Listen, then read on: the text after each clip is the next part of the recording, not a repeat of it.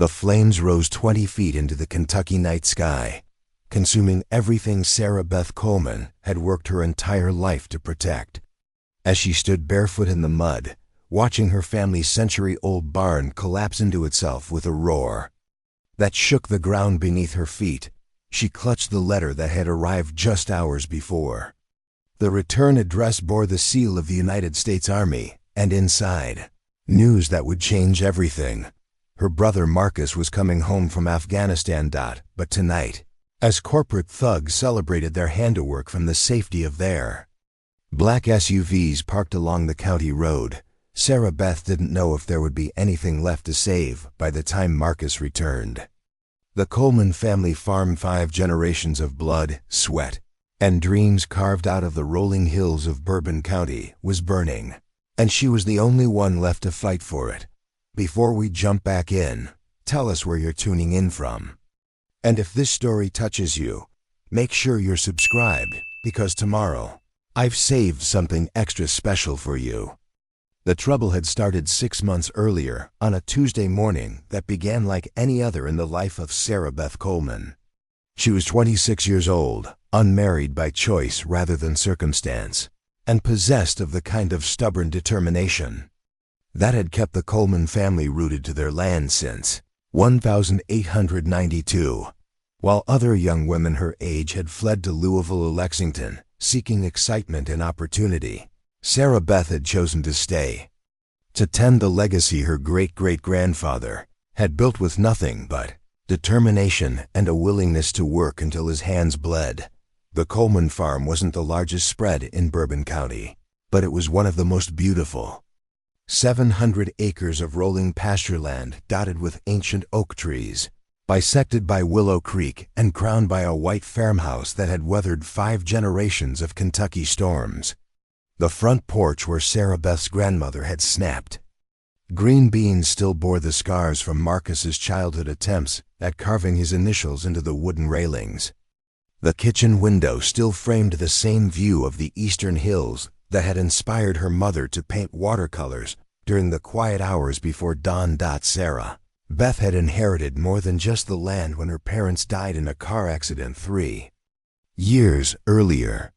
She'd inherited the responsibility of preserving something that couldn't be measured in dollars and cents, a way of life, a connection to the earth, a legacy that mattered more than profit margins or development opportunities. While Marcus served his country overseas, Sarah Beth served her family's memory by refusing to let their heritage be sold to the highest bidder.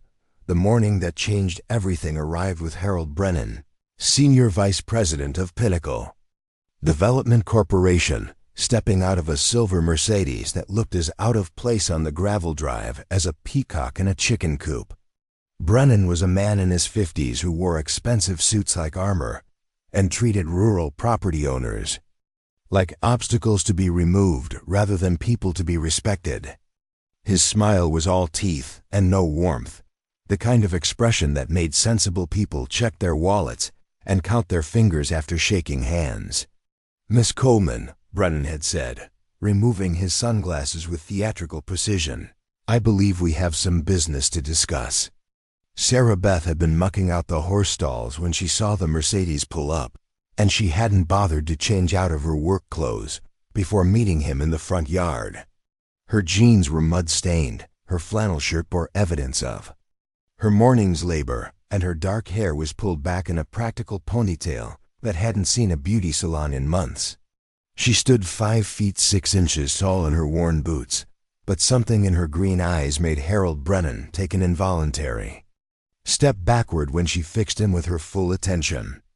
"I don't recall making any appointments this morning, Mr. Brennan," Sarah Beth replied, wiping her hands on a rag that had seen better days.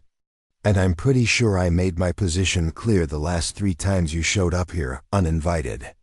Brennan's smile faltered slightly, but he pressed on with the determination of a man accustomed to getting his way through persistence and intimidation. "Miss Coleman, I think you're being short-sighted about the opportunities that Pinnacle Development can provide. We're prepared to offer you $4.8 million for your property. That's nearly twice what it's worth as agricultural Land. Sarah Beth had heard variations of this speech before, but the number had grown larger each time. 6 months ago, Brennan had started at $2 million. 3 months ago, he'd raised it to $3.5 million. Now they were offering nearly $5 million for land that had never been for sale and never would be, as far as Sarah Beth was concerned. "Mr. Brennan," she said, crossing her arms across her chest, "I've told you before, and I'll tell you again. This farm is not for sale. Not for $5 million, not for $10 million, not for any amount of money you could imagine. This land has been in my family for over a century, and it's going to stay in my family." Brennan pulled a folder from his briefcase, the kind of thick manila envelope that suggested serious legal documentation. "Miss Coleman, I understand your emotional attachment to this property, but you need to consider the practical realities of your situation. You're a single woman trying to operate a farm that requires significant capital investment. Your brother is deployed overseas with no definite return date. The financial pressures alone. The financial pressures are none of your business." Sarah Beth interrupted, her voice gaining an edge that would have warned off anyone with more sense than Harold Brennan. "This farm is profitable, it's well maintained, and it's staying in the Coleman family. End of discussion." Brennan's expression shifted from false friendliness to something harder and more calculating. He'd clearly decided that charm and persuasion weren't going to work on Sarah Beth Coleman, and it was time to try a different approach. "Miss Coleman, I admire your loyalty to your family's legacy, but you need to understand the broader picture here.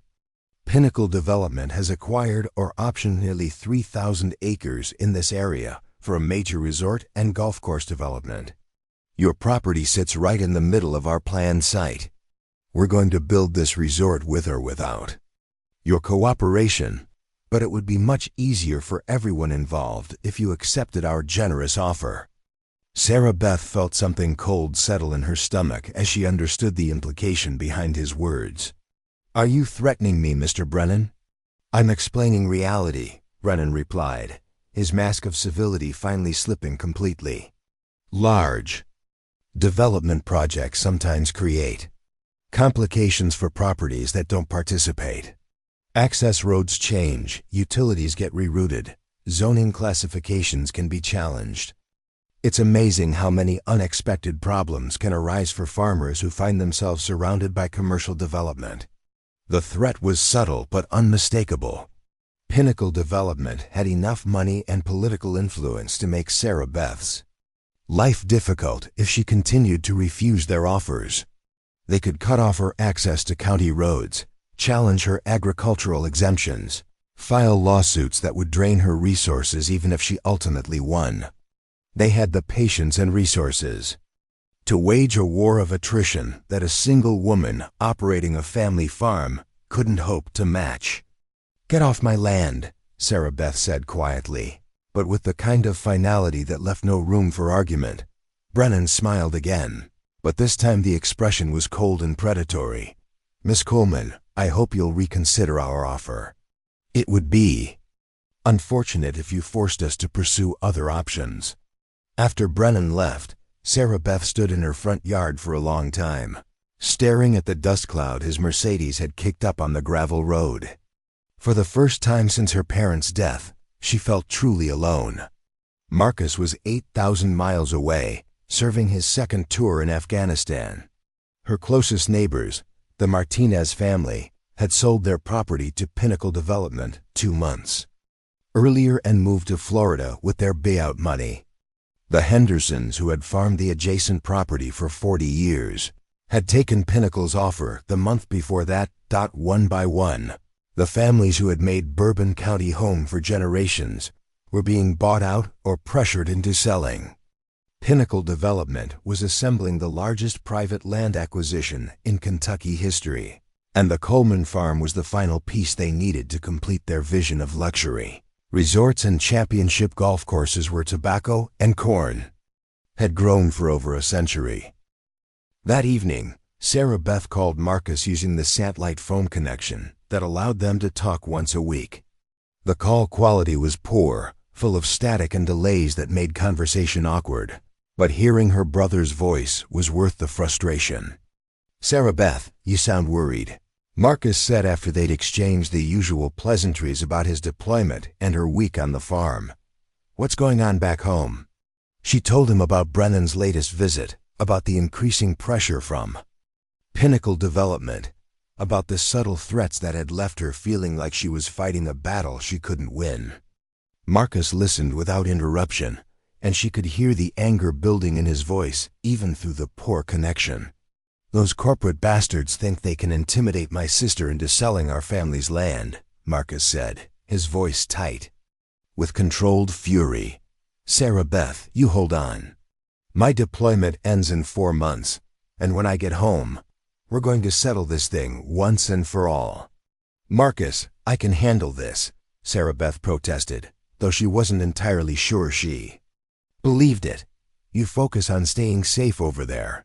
The farm will still be here when you get back."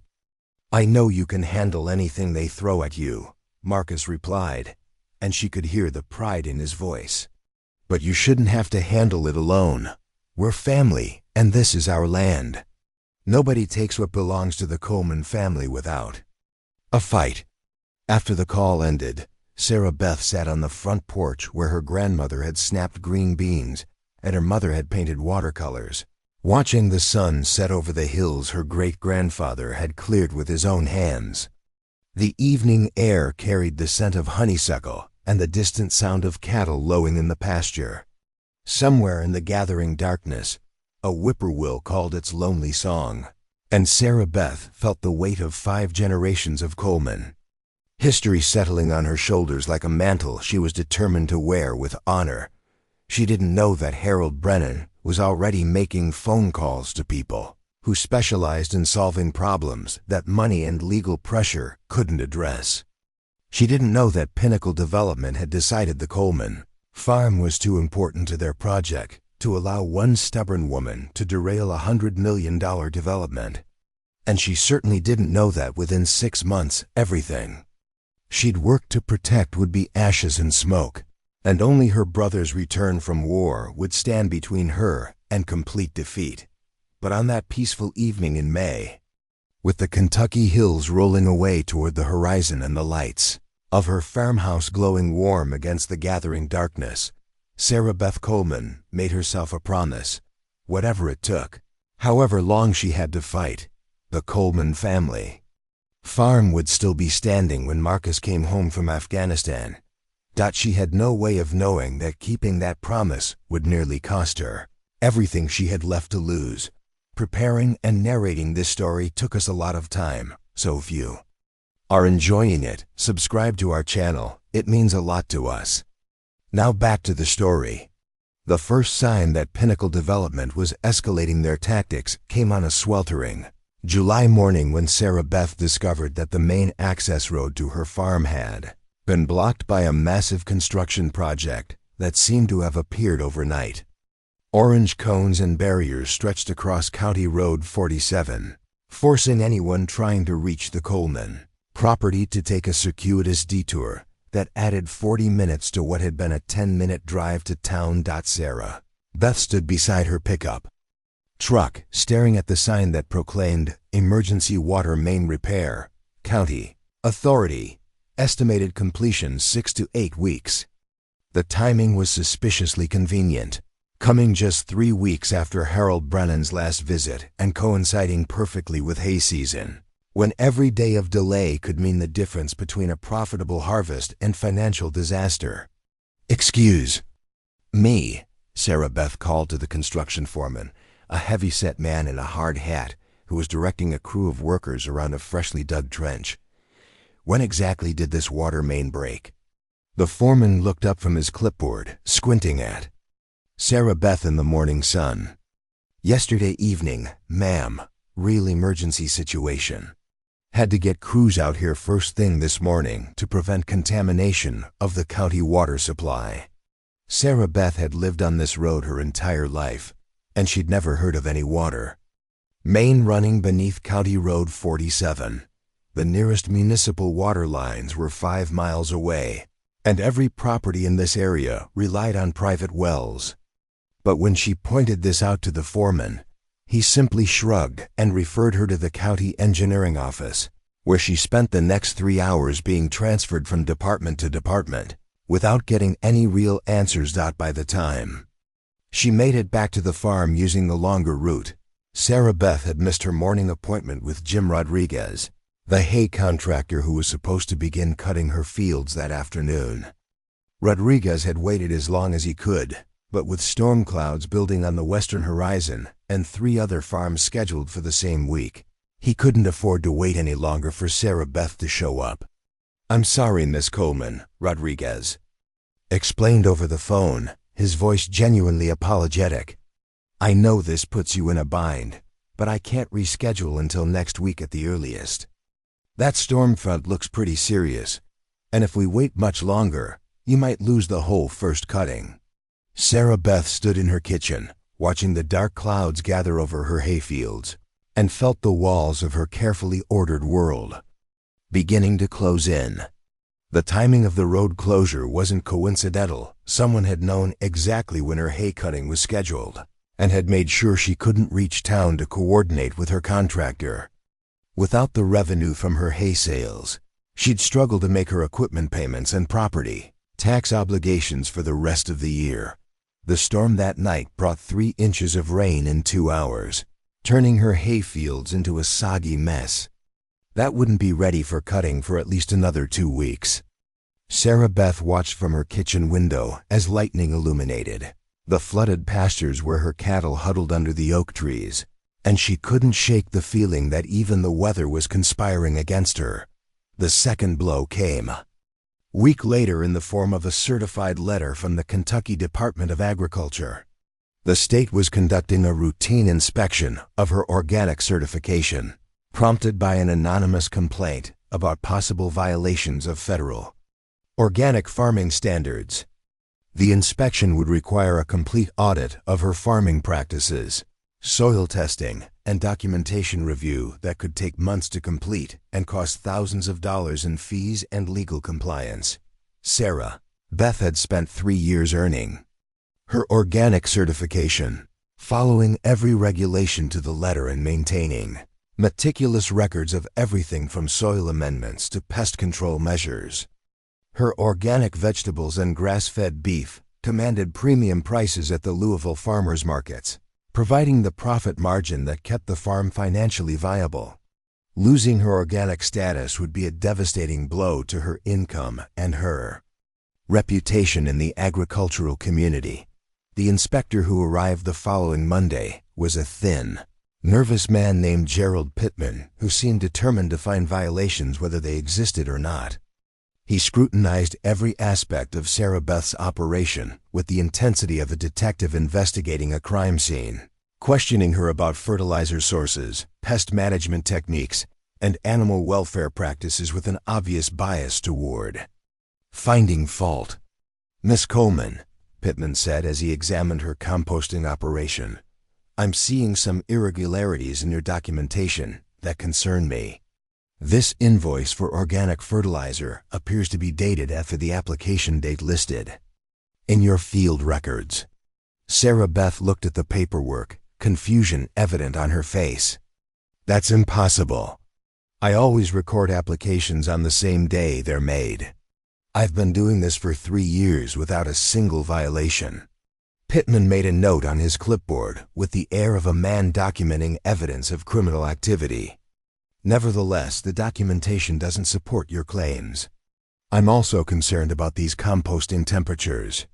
Federal regulations require specific temperature ranges for organic waste processing, and your records suggest possible non-compliance." For every explanation Sarah Beth provided, Pittman found new reasons for concern. Her carefully maintained records, which had passed previous inspections without comment, were suddenly inadequate.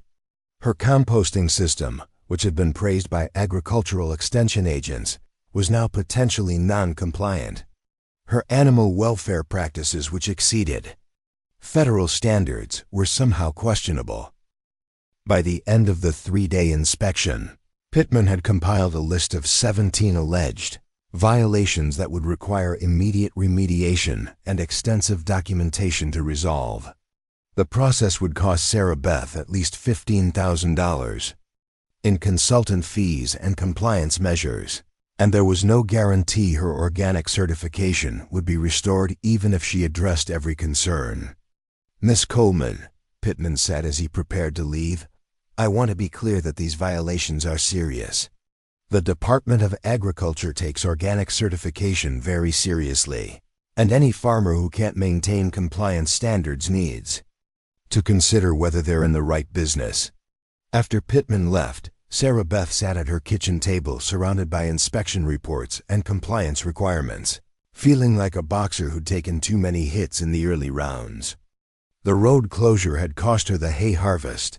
The inspection would drain her financial reserves, and she was beginning to understand that Pinnacle Development had resources and connections she'd never imagined. That evening, she called Marcus again, needing to hear her brother's voice, even though she knew the conversation would only add to his worries about home while he was dealing with life-and-death situations in Afghanistan. "They're trying to bleed you dry," Marcus said after Sarah Beth explained the latest developments. "Road closures, agricultural inspections, probably more harassment coming. It's a classic campaign to force you into selling by making it too expensive to keep fighting." "I can handle the financial pressure," Sarah Beth replied, though she wasn't entirely sure that was true. "What worries me is how coordinated this all seems. Someone with serious political connections is making phone calls on Pinnacle's behalf." Marcus was quiet for a moment, and Sarah Beth could hear the sounds of military vehicles in the background of the call. When he spoke again, his voice carried the hard edge of a soldier who'd seen too much of what people were capable of doing to each other. "Sarah Beth, I need you to be careful. If they're willing to use government agencies to pressure you, they might be willing to escalate to more direct methods. Make sure you vary your routines, keep your doors locked, and don't trust anyone you don't know personally." The warning proved prescient sooner than either of them expected. 3 nights later, Sarah Beth woke to the sound of her cattle bellowing in distress from the eastern pasture. She grabbed the .22 rifle her father had taught her to shoot and made her way carefully toward the source of the commotion, using the moonlight to navigate the familiar terrain. What she found made her blood run cold. Someone had cut the fence wire in 3 places, allowing her prize-winning black Angus cattle to scatter into the neighboring property, where they could be impounded as strays. Worse, several of the animals bore what looked like paintball marks on their flanks, permanent stains that would mark them as potentially stolen livestock if they were found on someone else's land. It took Sarah Beth until dawn to round up most of her cattle, and she discovered that 3 head were missing entirely. The sheriff's deputy who responded to her call was polite but unhelpful, suggesting that fence vandalism was probably the work of local teenagers and that the missing cattle had likely wandered off on their own. "Miss Coleman," Deputy Fisher said, as he took notes that Sarah Beth suspected would never be acted upon, "you might want to consider investing in better security for your property. Rural areas like this can be vulnerable to all kinds of mischief." The suggestion that she was somehow responsible for the vandalism infuriated Sarah Beth, but she kept her temper in check as she filed the report that would probably disappear into some bureaucratic filing system and never be investigated. She was beginning to understand that the law enforcement officials who should have been protecting her property were either bought off or intimidated into inaction by Pinnacle Development's influence. Over the following weeks, the harassment escalated into a campaign of psychological warfare designed to wear down Sarah Beth's resistance. Her mail delivery became erratic, with important bills and correspondence arriving weeks late or not at all. The power company found mysterious problems with her electrical service that required expensive repairs and left her without electricity for days at a time. The feed store where she'd done business for 10 years suddenly couldn't guarantee delivery dates for her livestock feed orders, Each incident, taken individually, could be explained as coincidence or simple incompetence. But the pattern was clear. To anyone willing to see it, someone with money and influence was systematically dismantling the infrastructure that made Sarah Beth's farming operation possible. They were forcing her to choose between bankruptcy and surrender, betting that a single woman couldn't withstand the kind of coordinated pressure campaign that corporate money could buy. The psychological toll was harder to bear than the financial pressure. Sarah Beth found herself starting at every unusual sound, checking her locks multiple times each night, and jumping whenever a car turned into her driveway. The isolation that had once been a source of peace and strength now felt like vulnerability, and she began to understand why her neighbors had chosen to take Pinnacle's money rather than fight a battle they couldn't win. But even as the pressure mounted and her resources dwindled, Sarah Beth Coleman refused to break. Every evening, she sat on the front porch where 5 generations of her family had watched the sun set over the Kentucky hills, and she reminded herself why this fight mattered. This wasn't just about money or property rights. It was about refusing to let bullies destroy something precious simply because they had the power to do it. She didn't know that Harold Brennan was growing impatient with the pace of her surrender, or that Pinnacle Development was preparing to use methods that went far beyond bureaucratic harassment. She didn't know that her refusal to break under pressure had marked her as a threat that required permanent removal rather than mere intimidation. But she could feel the storm building around her, and she knew that the real test of her determination was still to come. The unlikely alliance that would change the course of Sarah Beth's fight began with a conversation over coffee at Murphy's Diner, the kind of weathered establishment where farmers had been solving the world's problems over eggs and bacon since 1947. Sarah Beth had driven the long way into town. The road closure was now in its 6th week to pick up parts for her tractor, when she overheard a heated discussion at the corner booth that made her pause with her coffee cup halfway to her lips.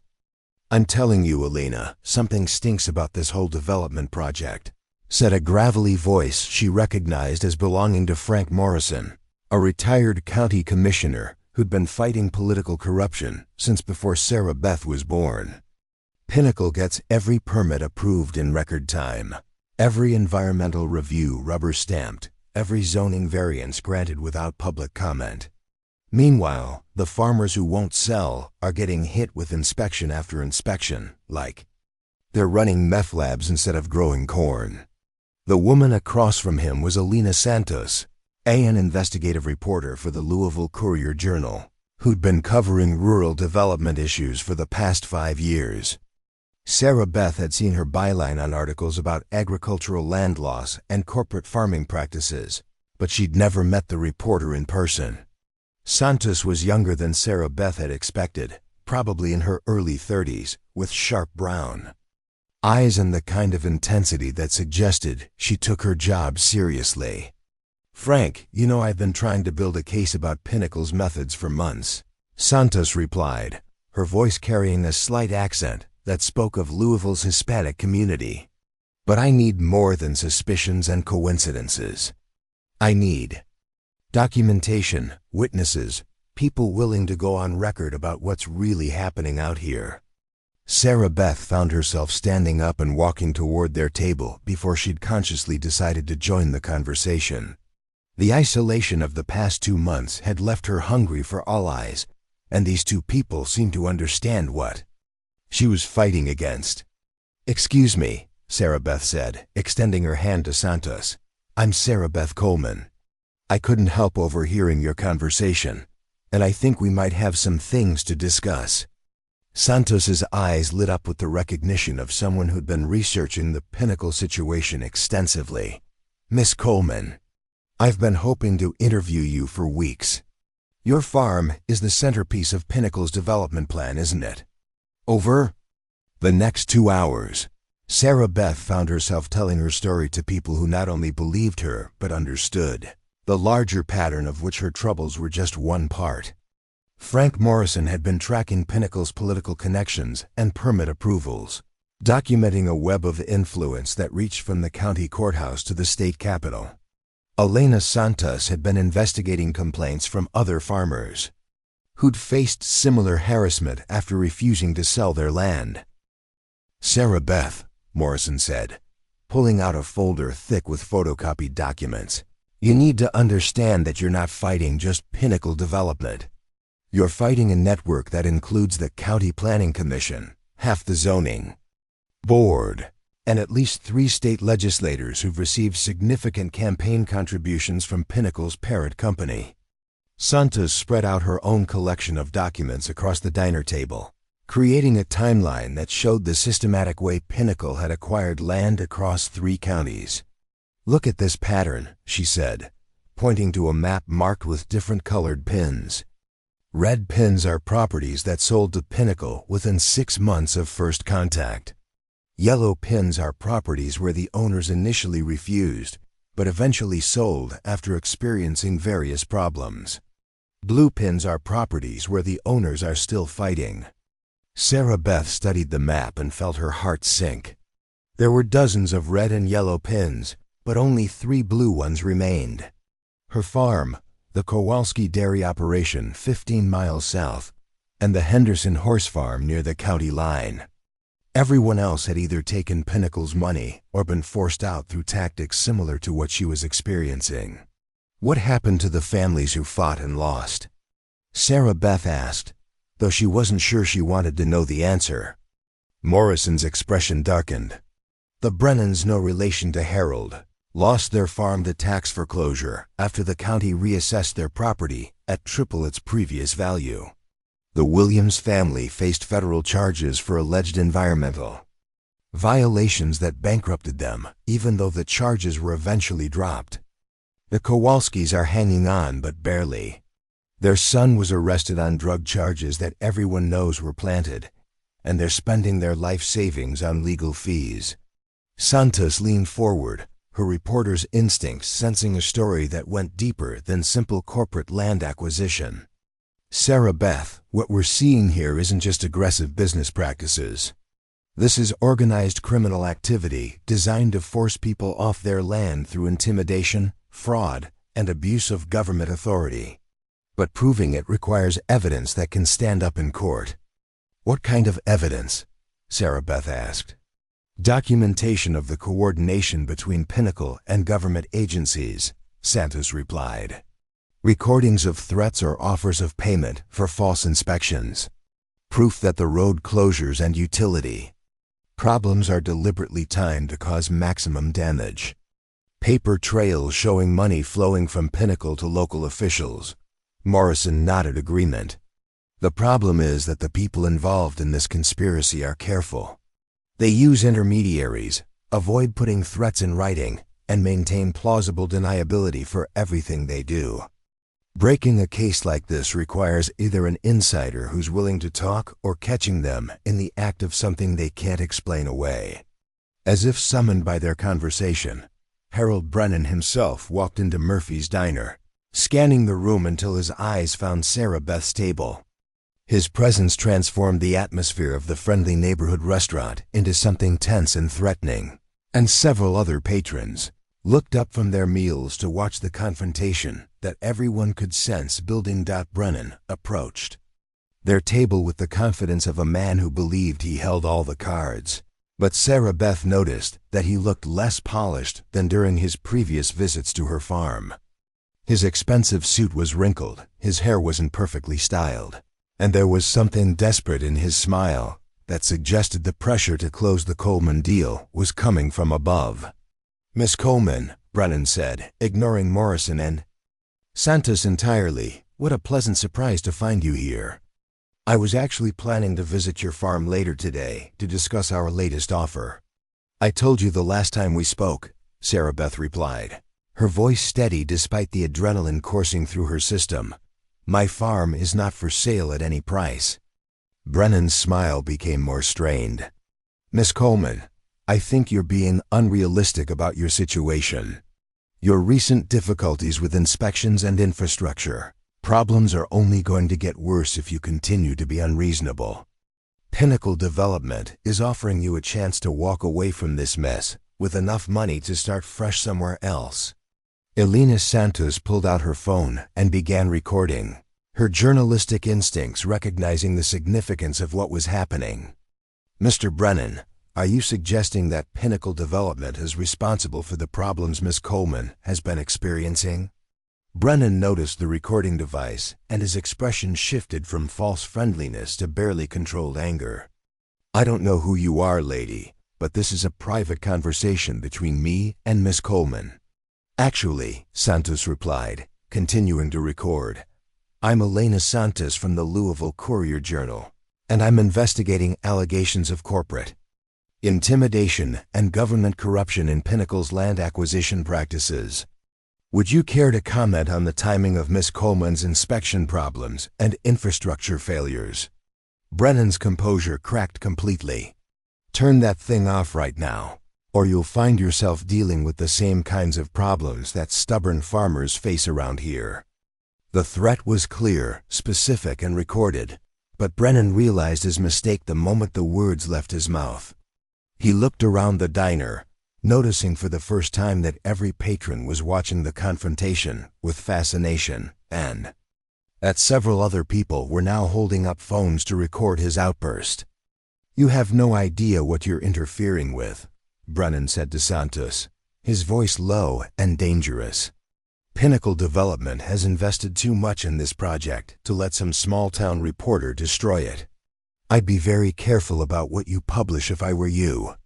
Morrison stood up slowly, his considerable bulk making the movement seem threatening despite his age. Harold, I think you've said enough. Why don't you leave these folks alone and go back to whatever rock you crawled out from under?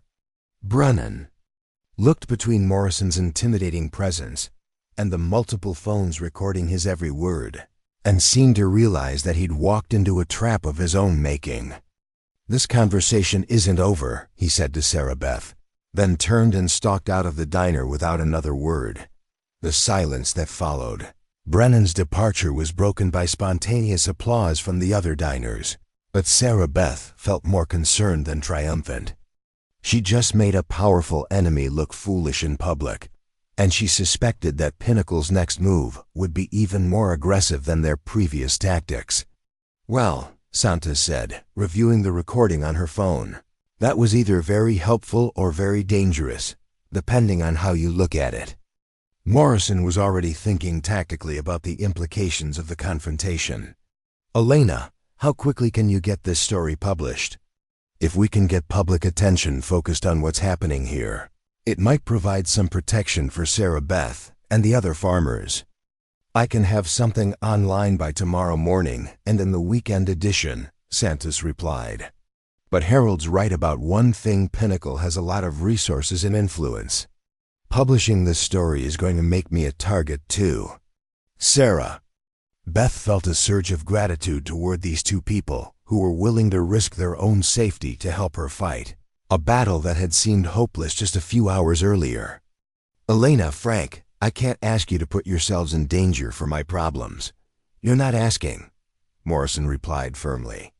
We're volunteers.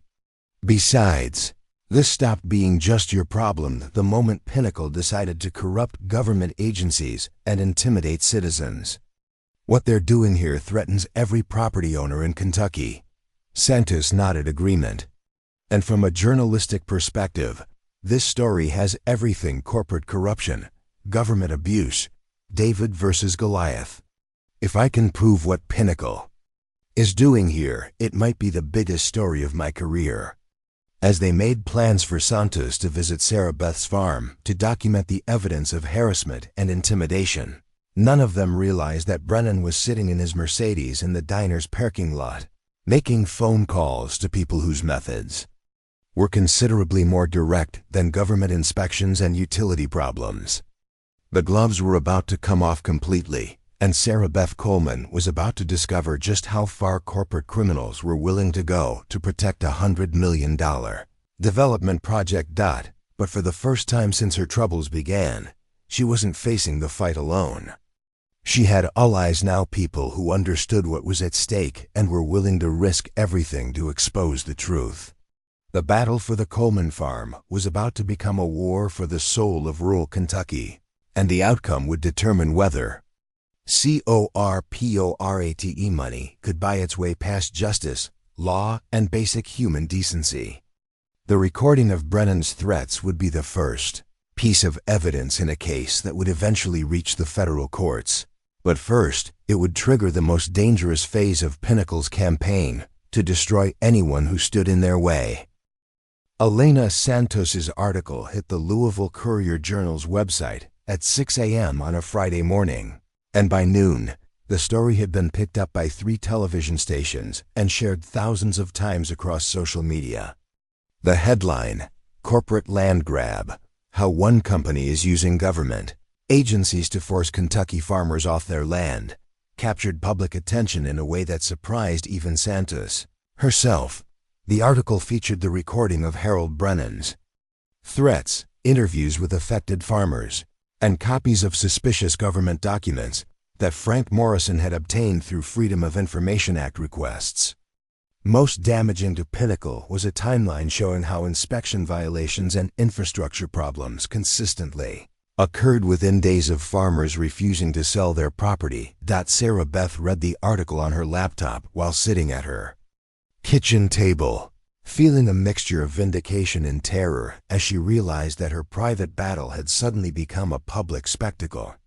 The comment section was filled with outraged readers calling for investigations, criminal prosecutions, and boycotts of Pinnacle Development's other projects. But she also noticed that several comments contained details about her personal life that hadn't been mentioned in the article: her daily routines, her financial situation, even the make and model of her pickup truck. Someone was clearly monitoring her activities more closely than she'd realized, and the publicity had made her an even bigger target. The corporate response was swift and vicious. By Monday morning, Sarah Beth received a hand-delivered lawsuit, claiming that she had defamed Pinnacle Development by making false and malicious statements to the media. The lawsuit sought $5 million in damages and demanded an immediate retraction of all statements she'd made to Santos. The legal papers were delivered by a man who didn't look like any process server Sarah Beth had ever seen. He was tall, muscular, and wore the kind of expensive tactical gear that suggested military or law enforcement training. When he handed her the papers, he lingered on her porch for several uncomfortable moments, studying her property with the professional assessment of someone planning an operation. "Nice place you got here," he said, his voice carrying an accent that sounded like New Jersey or Philadelphia. "Real peaceful.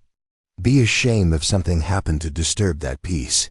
Sarah Beth signed for the papers with hands that trembled slightly, recognizing the threat for what it was.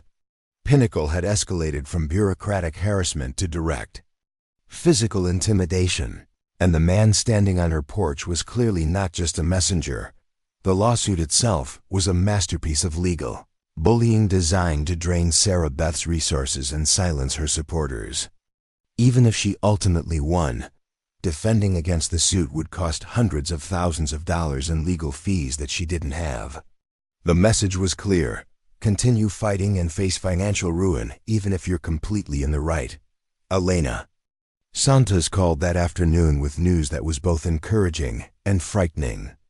"Sarah Beth, the story is getting traction beyond anything I expected. I've had calls from investigative units at CNN and 60 Minutes.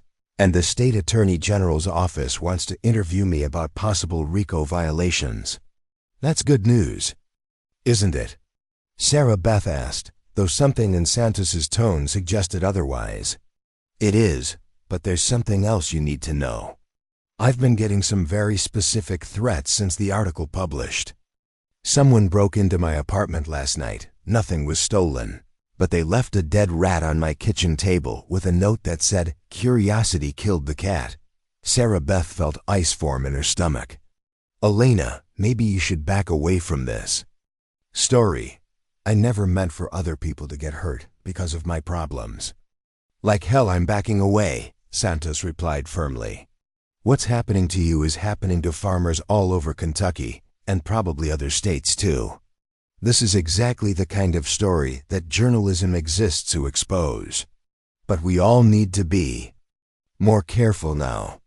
The escalation Santos had warned about materialized over the next week in ways that pushed the boundaries of what could be explained as coincidence or legitimate government action. Sarah Beth's bank called to inform her that her accounts were being frozen pending an IRS investigation into unreported agricultural income. The investigation was triggered by an anonymous tip claiming she was hiding cash transactions from her farmers' market sales. The accusation was absurd. Sarah Beth had meticulously documented every sale and paid taxes on every dollar of income, but proving her innocence would require hiring a tax attorney and forensic accountant that she couldn't afford. Worse, the account freeze left her unable to pay for basic necessities like feed for her livestock or fuel for her equipment. Frank Morrison arrived at her farm that evening with groceries and a grim expression that suggested more bad news. Sarah, Beth, I've been making some calls about your IRS situation. The investigation was initiated by a complaint filed through Senator Richard Blackwood's office. Senator Blackwood? Sarah Beth had heard the name but didn't know much about the politician. Why would a U.S. senator be involved in my tax situation? Morrison's expression darkened further. Because Blackwood sits on the Senate Agriculture Committee and has received over $200,000 in campaign contributions from Pinnacle Development's parent company over the past 2 years. He's also been pushing legislation that would make it easier for corporations to acquire agricultural land through eminent domain. The web of corruption was larger and more sophisticated than Sarah Beth had imagined. Pinnacle wasn't just buying off local officials. They had connections that reached into the federal government, giving them access to investigative agencies that could destroy lives based on nothing more than anonymous accusations. Frank, how can they get away with this? Using government agencies as weapons against citizens who won't do what they want. Morrison sat heavily in one of her kitchen chairs, looking older than his 73 years. Because most people don't have the resources to fight back, and those who do are afraid of being targeted themselves.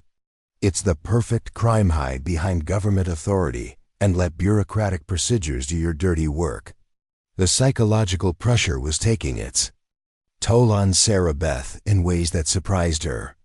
She'd always prided herself on being strong and independent, but the constant stress of wondering what new attack would come next was wearing down her resilience. She found herself jumping at every unexpected sound, checking her locks obsessively, and lying awake at night listening for vehicles on her property. The isolation was the worst part. Most of her neighbors had either been bought out by Pinnacle or were too frightened to associate with someone who'd become a target. The few local friends she had left were afraid that helping her might bring similar troubles to their own families. Even the mail carrier had begun leaving her mail at the end of the driveway rather than bringing it to her door. Elena Santos continued to investigate despite the escalating threats against her, but her editors at the Courier-Journal were becoming nervous about the legal and safety implications of the story.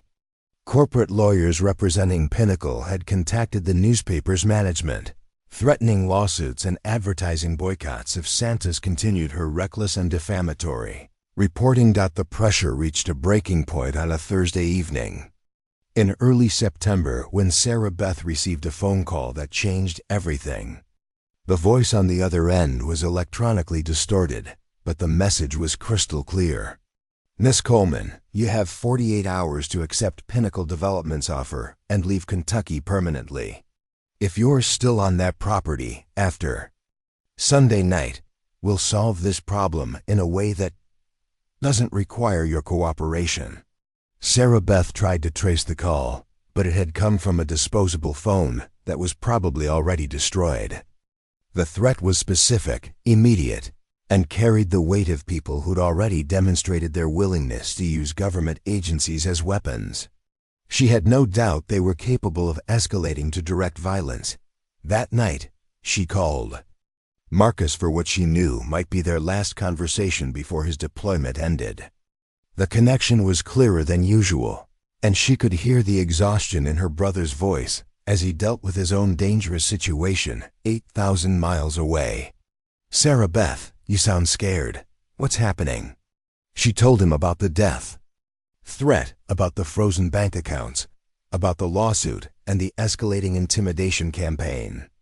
Marcus listened without interruption, and she could hear his breathing change as his protective instincts warred with his inability to help from Afghanistan.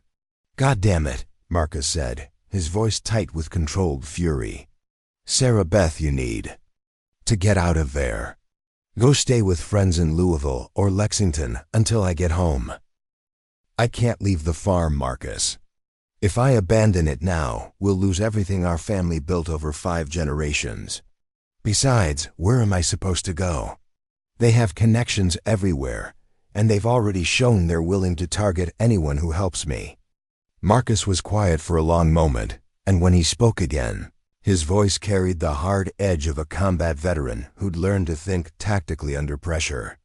"Sarah Beth, my deployment officially ends in 6 days. I'm going to catch the first transport home, but it might take me a week to get there. Can you hold out that long?" "I don't know," Sarah Beth admitted. "They gave me 48 hours. Then you're going to have to disappear for a few days. Not permanently, just long enough for me to get home and even the odds." Sarah Beth looked around her kitchen, at the family photos on the walls and the view of the hills her great-grandfather had cleared with his own hands. The thought of leaving, even temporarily, felt like betrayal of everything the Coleman family represented. What if they burn the house while I'm gone? What if they kill the livestock or destroy the crops? "Property can be rebuilt," Marcus replied. "You can't, Sarah Beth. I need you alive when I get home. Promise me you'll find somewhere safe to wait." Before Sarah Beth could answer, she heard the sound of vehicles approaching her property, multiple engines, moving fast on the gravel road that led to her house. Through her kitchen window, she could see headlights cutting through the darkness, at least 3 vehicles heading toward her farm. "Marcus, I have to go. Someone's coming." "Sarah Beth, don't." She hung up the phone and grabbed her father's rifle from the gun cabinet, her heart hammering against her ribs as she realized that Pinnacle Development had decided not to wait for their 48-hour deadline to expire. The vehicle stopped just outside the circle of light from her porch lamp, their occupants remaining hidden in the darkness while engines idled ominously in the Kentucky night. Sarah Beth stood in her kitchen with the rifle in her hands, watching shadows move between the vehicles and knowing that her fight for the family farm was about to enter its most dangerous phase. In 6 days, Marcus would be home from Afghanistan, with skills and connections that could change the balance of power in this conflict. But first, Sarah Beth had to survive the next few hours, and the men waiting in the darkness outside her home had come to ensure that she didn't get that chance. The standoff lasted 27 minutes, though it felt like hours to Sarah Beth. As she crouched behind her kitchen counter with her father's rifle, watching shadows move between the vehicles parked outside her home, the men, she counted at least 6 distinct figures, seemed content to wait, letting the psychological pressure build while they assessed her defenses and planned their approach. The silence was broken by the harsh buzz of a megaphone crackling to life in the darkness. "Miss Coleman, this is Deputy Marshal Williams with the U.S. Marshal Service. We have a federal warrant for your arrest on charges of tax evasion and agricultural fraud. Come out with your hands visible and surrender peacefully." Sarah Beth's blood turned to ice. Federal marshals? The IRS investigation had escalated to criminal charges in less than a week, which was impossible unless the fix was in from the very beginning. She knew with absolute certainty that the men outside were not legitimate law enforcement officers, but proving it would be difficult when they were probably carrying authentic-looking credentials and official-seeming paperwork. "Miss Coleman," the voice continued, "you have 5 minutes to exit the residence voluntarily. If you do not comply, we will be forced to enter and arrest you by whatever means necessary." Sarah Beth's hands shook as she reached for her cell phone, but the screen showed no signal bars. Someone was jamming cellular communications, which no legitimate law enforcement operation would do. These were corporate mercenaries posing as federal agents, and they'd come to either arrest her on fabricated charges or make her disappear entirely. Phone in her kitchen suddenly rang, the landline that still connected to the outside world. Sarah Beth grabbed it on the second ring, hoping desperately that help was somehow on the way. "Sarah Beth, this is Frank Morrison," the familiar voice said urgently. "Whatever you do, don't surrender to those men outside your house. They're not federal marshals, they're private security contractors working for a company called Blackwater Solutions that has ties to Pinnacle Development." "Frank, how do you know that?" "Elena Santos has been tracking their movements since this afternoon. She followed them from a private airfield where they landed in a corporate jet registered to a Pinnacle subsidiary. Real federal marshals don't fly around in private jets and jam cell phone signals." Through her kitchen window, Sarah Beth could see the figures moving closer to her house, spreading out to cover all possible exits. They moved with military precision, using hand signals and coordinated positioning that suggested extensive tactical training. "Frank, what am I supposed to do?" "There are at least 6 of them, and they're armed with a lot more than hunting rifles. Elena is already contacting the real FBI and the state police, but it's going to take time for legitimate law enforcement to sort this out and respond. You need to buy time and create witnesses." Before Morrison could explain further, the power to Sarah Beth's house went out, plunging the property into darkness except for the vehicle headlights that now seemed blindingly bright. The men outside had cut her electrical service, eliminating her ability to use lights for defense and making it harder for any potential witnesses to see what was happening. The megaphone crackled again. "Miss Coleman, your time is up."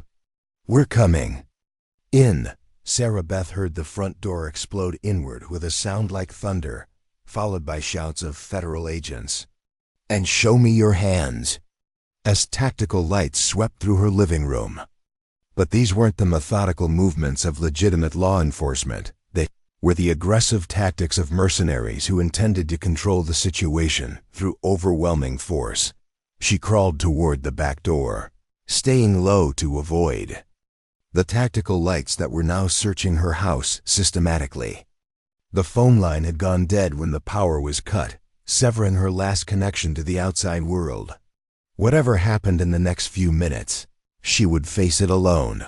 The back door led to a covered porch that overlooked her vegetable garden, and the path to the barn where her grandfather had taught her to milk cows 30 years earlier. Sarah Beth slipped outside and began working her way toward the tree line, using the darkness and her intimate knowledge of the property to avoid the men who were now shouting commands inside her house. She made it halfway to the old oak tree, where she'd built a treehouse as a child before a tactical light found her, painting her in harsh white illumination that made her an easy target for the 6 men who immediately converged on her position. "There she is, runner heading for the trees." Sarah Beth broke into a sprint, abandoning stealth for speed as she raced toward the forest that bordered her property. Behind her, she could hear heavy footsteps and radio chatter as the mercenaries coordinated their pursuit. A gunshot cracked through the night air, and bark exploded from a tree trunk inches from her head. They were shooting to kill, which meant they'd abandoned any pretense of making this look like a legitimate arrest. These men had been hired to eliminate a problem permanently, and they weren't planning to leave witnesses who could contradict their version of events. Sarah Beth reached the tree line and plunged into the familiar maze of oak and maple that had been her childhood playground.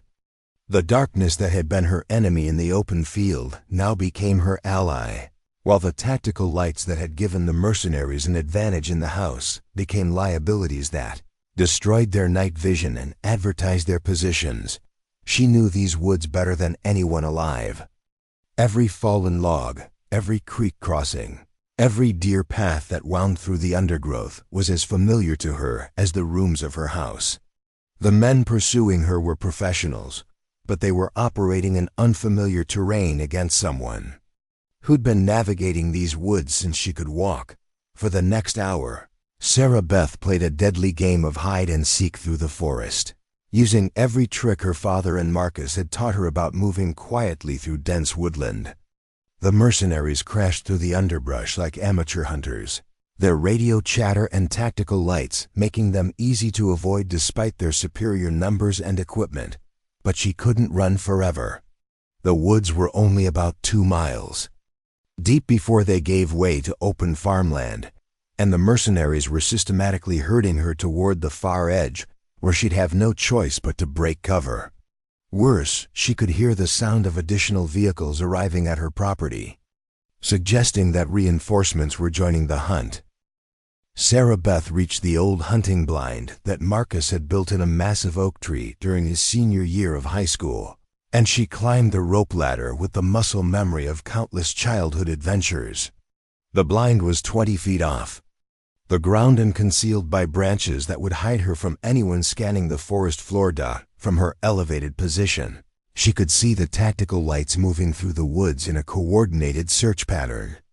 The mercenaries had spread out in a line and were working their way systematically toward her position, checking every possible hiding spot with methodical precision. But she could also see something else: red and blue lights flashing in the distance, moving fast along the county road toward her property. Frank Morrison's call to the real FBI had apparently gotten results, and legitimate law enforcement was finally responding to reports of armed men impersonating federal agents, created chaos among the mercenaries. Sarah Beth watched from her hidden perch as tactical lights converged and urgent radio chatter filled the night air.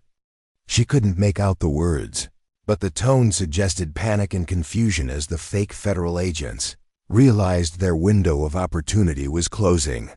2 of the men broke off from the search and headed back toward the house at a run, probably to deal with whatever evidence they'd left behind during their assault on her property.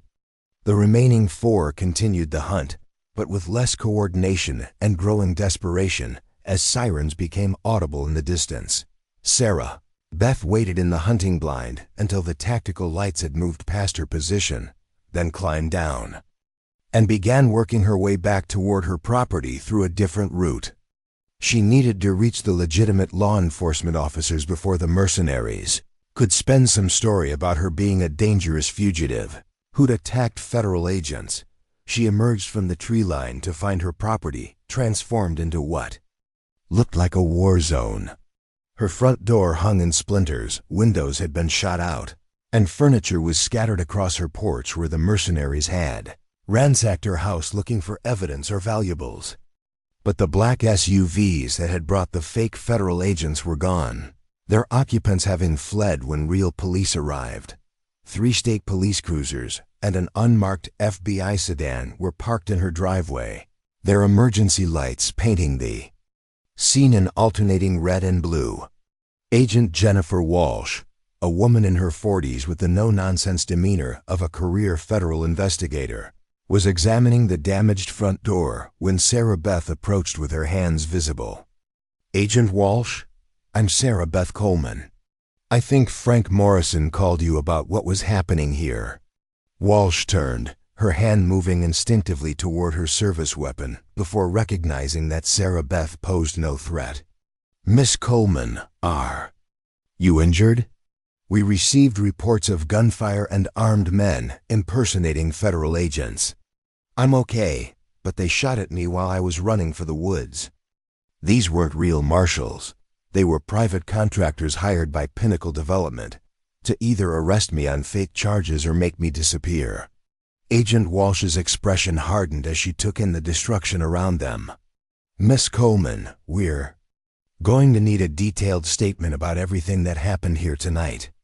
But first, let's get you somewhere safe while we process this crime scene."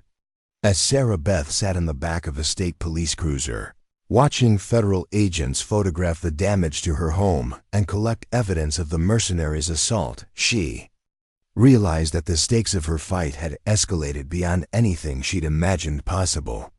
Pinnacle Development had just committed multiple federal felonies in their attempt to eliminate her, which meant they were either desperate enough to risk everything or confident enough in their political connections to believe they could avoid consequences. The attack had failed, but it had also demonstrated that her enemies were willing to use lethal force to protect their $100 million development project. The next attempt might be more subtle, more professional, or simply more violent than anything she'd experienced so far. Agent Walsh returned with a tablet computer and a grim expression that suggested the federal investigation was just beginning. "Miss Coleman, we found evidence that suggests tonight's attack was coordinated with insider knowledge of federal law enforcement procedures. Someone with access to legitimate government resources helped plan this operation." Sarah Beth looked at the shattered windows of the house where 5 generations of her family had lived and died, and she understood that her battle for the farm had become something much larger. This wasn't just about property rights anymore. It was about whether corporate criminals could buy their way past federal law enforcement and use government agencies as weapons against American citizens. In 4 days, Marcus would be home from Afghanistan with skills and connections that could help level the playing field. But first, they had to survive whatever desperate measures Pinnacle Development would try next.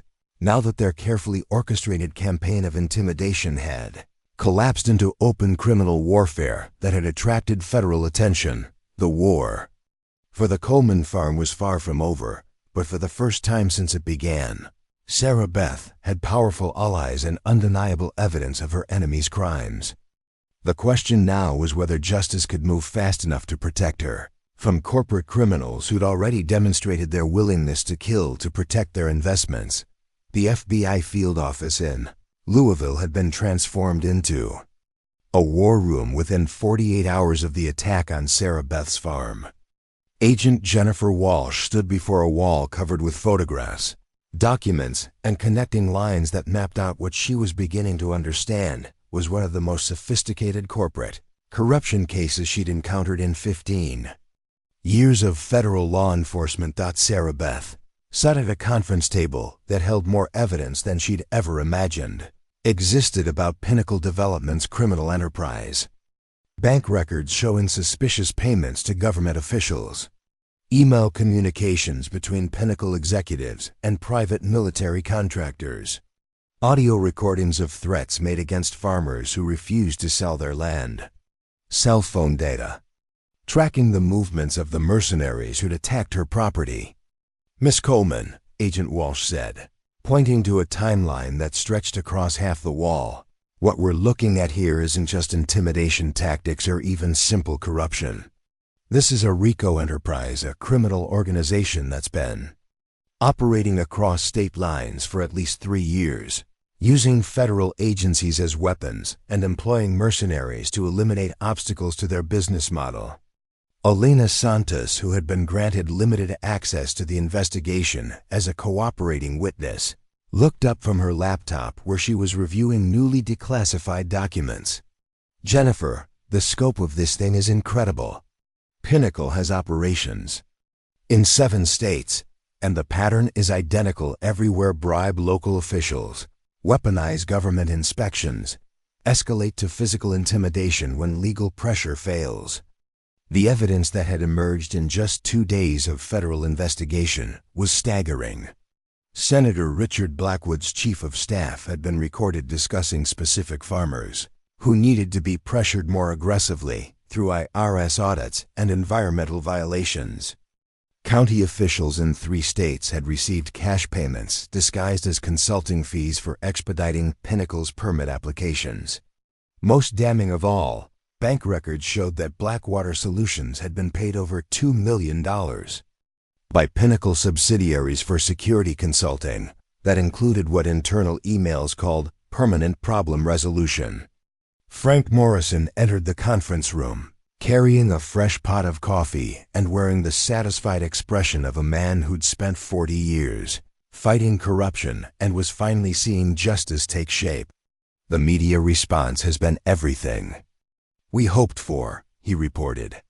CNN is running the story every hour. The Washington Post has assigned a team of investigative reporters, and 3 congressional committees have announced hearings. Agent Walsh nodded approvingly. Public attention is our best protection right now. It's harder for people to disappear or have accidents when the whole country is watching. But Sarah Beth felt more overwhelmed than relieved by the sudden transformation of her private nightmare into a national news story. Camera crews had been camped outside the FBI building since dawn, and her phone, when she'd finally gotten a replacement for the one destroyed during the attack, had been ringing constantly, with interview requests from journalists she'd never heard of. Agent Walsh, what happens to my farm while all this is going on? I can't go home because it's still a crime scene. I can't access my bank accounts because of the fake IRS investigation, and my livestock need daily care. Walsh consulted a thick folder of legal documents that had been accumulating as the federal case expanded. The good news is that a federal judge issued an emergency injunction this morning, freezing all IRS actions against you pending our investigation. We've also gotten court orders that should restore access to your accounts within 24 hours. What about my animals? My cattle have been without proper care for 3 days. Elena Santos closed her laptop and looked directly at Sarah Beth with the intensity that had made her a successful investigative journalist. That's actually been taken care of. The story has generated so much sympathy that local farmers have been volunteering to help with your livestock. The Martinez family, your former neighbors who sold to Pinnacle, they've been coming by twice a day to feed your cattle and check on everything. Sarah Beth felt tears threaten for the first time since the attack. After months of isolation and fear, the idea that her community was rallying to support her was almost overwhelming. The Martinez family is helping, but they took Pinnacle's money. Rosa Martinez called Elena yesterday, Morrison explained. Turns out they didn't want to sell either, but they got hit with the same kind of harassment you experienced. They sold because they were scared, and they've been feeling guilty about it ever since. When they saw what happened to your house on the news, they decided they wanted to make amends. Agent Walsh was already thinking ahead to the legal challenges that would determine whether the federal case could dismantle Pinnacle's criminal network completely. Miss Coleman, we're going to need your continued cooperation as this investigation expands. What we've uncovered so far is just the tip of the iceberg, and there are going to be powerful people who'll try to shut this down before we can build cases against the real decision makers. What do you mean? Walsh pointed to a photograph of Senator Blackwood that had been added to the evidence wall. Blackwood has already started claiming that his involvement was limited to routine constituent services, and that he had no knowledge of any criminal activity. The Justice Department is getting pressure from his political allies to treat him as a victim rather than a suspect. Elena Santos made a sound of disgust. That's exactly what happened with the pharmaceutical corruption case in West Virginia last year. The politicians claim they were deceived by criminal lobbyists, throw a few mid-level staffers under the bus, and walk away clean while the companies pay fines that amount to a cost of doing business. Not this time, Walsh said firmly. We have recordings of Blackwood's staff discussing specific targets for IRS harassment, and bank records showing payments that went directly to his campaign funds. This isn't going to be a slap on the wrist. Fine, we're looking at multiple felony convictions and decades in federal prison. Sarah Beth was studying a map that showed Pinnacle's land acquisitions across 7 states, each pin representing a family that had been forced off property their ancestors had worked for generations. How many families have they destroyed with these tactics? At least 300 that we've identified so far, Walsh replied. Most of them never reported the harassment because they didn't realize it was coordinated, or they were too intimidated to fight back. Your decision to go public and Elena's reporting created the opening we needed to see the full scope of this operation. The scope was indeed staggering. Pinnacle Development had perfected a business model that relied on criminal methods disguised as legitimate government action. They identified rural properties and areas suitable for development, then systematically destroyed the owner's ability to resist through weaponized bureaucracy, financial warfare, and escalating physical intimidation. The company's internal documents, obtained through search warrants executed simultaneously across 4 states, revealed the calculating cynicism behind their operations. Farmers were classified as hard targets, soft targets, or elimination required, based on their financial resources, political connections, and willingness to fight. Sarah Beth had been designated elimination required after her refusal to break under months of escalating pressure. "There's something else you need to know," Agent Walsh said, consulting a classified briefing document that had arrived that morning. "We've discovered that Pinnacle's parent company has contracts with the Department of Defense for overseas development projects. They're using skills and connections developed through military contracts to wage war against American farmers." The revelation explained the professional competence of the mercenaries who'd attacked Sarah Beth's farm. These weren't common criminals hired off the street. They were former military contractors who'd learned their trade in Iraq and Afghanistan, then brought those same tactics home to eliminate obstacles to corporate profits. Elena Santos was already thinking about the broader implications for her reporting. "Jennifer, if Pinnacle is using military contractors domestically, that's a huge story beyond just the land grab angle. How many other corporations are employing these methods against American citizens?" "That's exactly what we're trying to find out," Walsh replied. "But first, we need to make sure Sarah Beth stays safe while we build cases against the people responsible for targeting her." The threat assessment was sobering.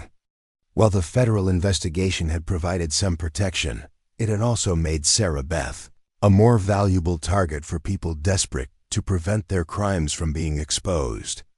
Pinnacle's executives faced decades in prison if convicted, giving them powerful incentives to eliminate witnesses before they could testify. "Miss Coleman, we're recommending that you remain in federal protective custody until we can arrest the primary suspects. I know that means more time away from your farm." But Sarah Beth interrupted with a firmness that surprised everyone in the room. "Agent Walsh, I appreciate everything you're doing, but I'm not hiding anymore. My brother comes home from Afghanistan tomorrow, and when he gets here, we're going back to our family's land. If Pinnacle wants to try something else, they can deal with a combat veteran who knows exactly what they're capable of." Morrison looked concerned. "Sarah Beth, these people have already demonstrated they're willing to commit murder. Having Marcus home won't make you bulletproof." "No, but it will even the odds," Sarah Beth replied. "Besides, running and hiding is exactly what they want. Every day I'm away from the farm is another day they can claim I've abandoned it, another day they can work on corrupting the legal process, another day they can plan their next move."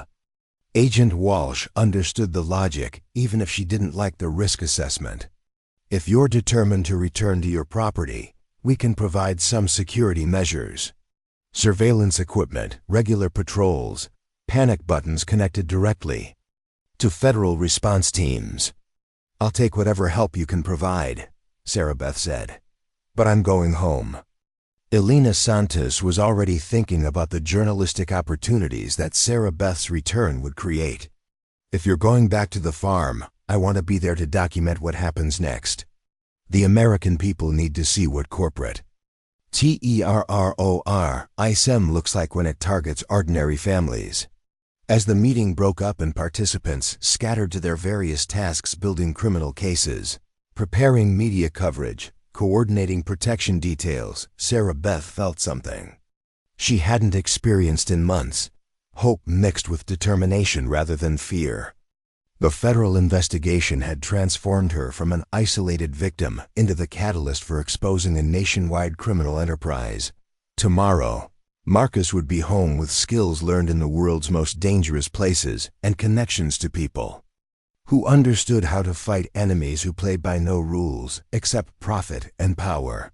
Together, they would return to the land their family had worked for 5 generations, and they would face whatever pinnacle development could throw at them. The war for the Coleman farm was entering its final phase, but this time Sarah Beth wouldn't be fighting alone against overwhelming odds. She would have federal law enforcement, media attention, public sympathy, and most importantly, her brother, a combat veteran who'd learned in Afghanistan exactly how to deal with people who threatened everything he cared about. Pinnacle development had made the fatal mistake of escalating from criminal harassment to attempted murder, transforming a local property dispute into a federal case that threatened to expose corporate corruption at the highest levels of government. Now they would discover that some people, farmers, soldiers, and federal agents who believed in justice, couldn't be bought, intimidated, or eliminated as easily as they'd assumed. The military transport plane touched down at Fort Knox at 0630 hours on a crisp October morning, carrying 47 soldiers home from their deployment in Afghanistan. Among them was Staff Sergeant Marcus Coleman, 28 years old, holder of 2 Bronze Stars and a Purple Heart, veteran of counterinsurgency operations that had taught him everything there was to know about fighting enemies who hid behind civilians and used government corruption as a weapon. Sarah Beth waited in the family area of the military terminal, clutching a small American flag and fighting back tears she'd been holding in for 18 months. When Marcus emerged from the aircraft processing area, she barely recognized the man who'd left Kentucky as her protective older brother.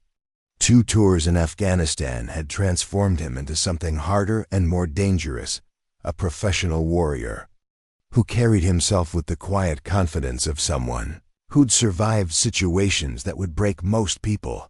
The embrace they shared was fierce and wordless, 18 months of fear and loneliness dissolving in the certainty that they were finally together again. Marcus held his sister at arm's length, studying her face with the sharp attention of someone trained to assess threats and damage. "Sarah Beth, you look like hell," he said with the blunt honesty that had always characterized their relationship. "But you're alive, and that's what matters." "Marcus, there's so much I need to tell you. The farm, the investigation, what they did."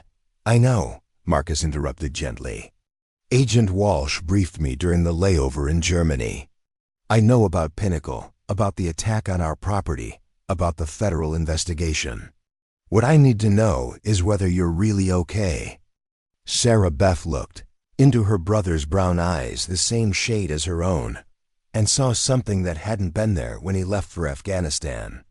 Marcus had always been protective of his family, but war had sharpened that protectiveness into something focused and deadly. This wasn't just her big brother anymore. This was a combat veteran who'd learned to eliminate threats to the people he cared about. "I'm okay now that you're home," she said honestly. "But Marcus, these people, they're not going to stop just because there's a federal investigation. They have too much money invested, too much to lose if this project fails." Marcus shouldered his duffel bag with the economical movements of a soldier who'd learned to travel light and move fast. "Then we'd better get home and prepare for whatever they're planning next." The drive from Fort Knox to Bourbon County took 2 hours, and Sarah Beth used the time to fill in details that federal briefings couldn't capture.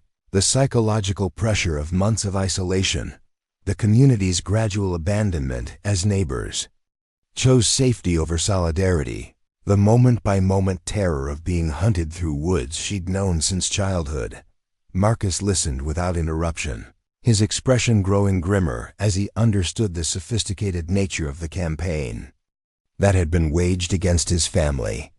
This wasn't random violence or simple intimidation. It was the kind of coordinated, psychological warfare he'd seen insurgents use against coalition forces in Afghanistan. Sarah Beth, these tactics: systematic isolation, weaponized bureaucracy, escalating physical threats. This is straight out of the insurgency playbook. Someone with military or intelligence training designed this campaign. Agent Walsh said Pinnacle has Defense Department contracts. They're using skills learned in Iraq and Afghanistan against American farmers. Marcus's jaw tightened with the controlled anger of a soldier who'd sworn an oath to defend his country against all enemies, foreign and domestic. Then they're about to discover that some of us learned those same skills and aren't afraid to use them to protect what matters. The Coleman farm looked like a war zone when they arrived, still marked by crime scene tape and the evidence of the mercenary assault that had shattered windows and destroyed the front door. But Sarah Beth also noticed signs of the community. Support that had emerged in response to the media coverage: fresh hay bales stacked neatly in the barn, cattle that had obviously been well fed and watered, and a handwritten note from Rosa Martinez apologizing for not doing more to help during the months of harassment. Marcus walked through the damaged house with the methodical attention of someone conducting a security assessment, noting sight lines, defensive positions, and vulnerability points that a civilian would never consider. The blast pattern on the front door told him about the explosives used. The bullet holes in the kitchen wall revealed the caliber and positioning of the shooters. Whoever planned this assault knew what they were doing, Marcus said, examining scorch marks on the porch, military-grade breaching charges, coordinated fields of fire, systematic room clearing. These weren't hired thugs. These were professional operators. Sarah Beth watched her brother transform their childhood home into a tactical problem, and she understood that the war in Afghanistan had given him tools she'd never imagined he'd need to use in Kentucky. "Marcus, what are we going to do?" "Agent Walsh offered federal protection, but I can't live in hiding forever." Marcus was quiet for a long moment, staring out at the rolling hills where their great-great-grandfather had built a life from nothing but determination and hard work. When he spoke, his voice carried the weight of decisions made in places where hesitation meant death.